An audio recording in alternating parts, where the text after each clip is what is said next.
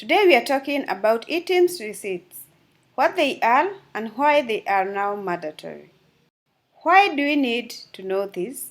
KRA is moving to full digital validation of income and expenses, and eTIMS will be the main proof they use.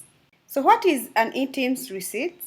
An eTIMS receipt is a digital tax receipt created through the KRA's system.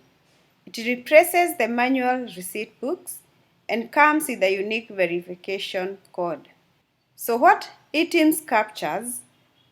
It captures your sales, your purchases, business expenses, and tax details all in real time. In real time means the moment it captures, it records to the KRA system.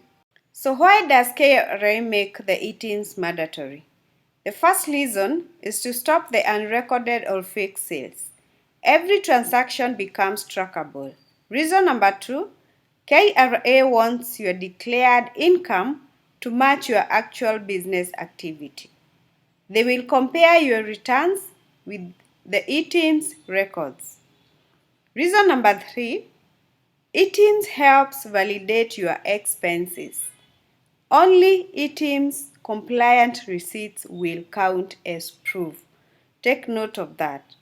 Only eTIMS compliant receipts will count as proof of expenses.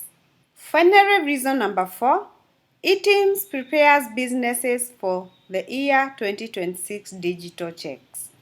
KRA will validate your returns using the eTIMS data, withholding tax data, and customs import records. So who must use eTIMS?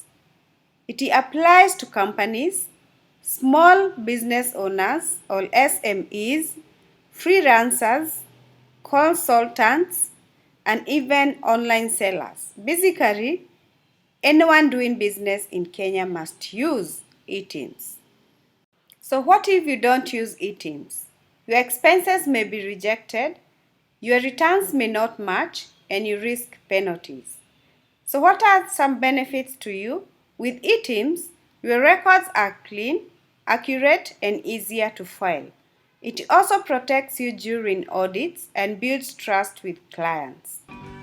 So in summary, eTIMS is your official digital proof of income and expenses. It's mandatory and essential for smooth compliance going forward.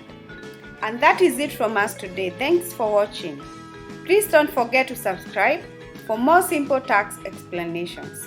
If you have been watching our videos the whole of this year and you have not subscribed yet, please do so that you don't miss on the next episode. See you in the next episode.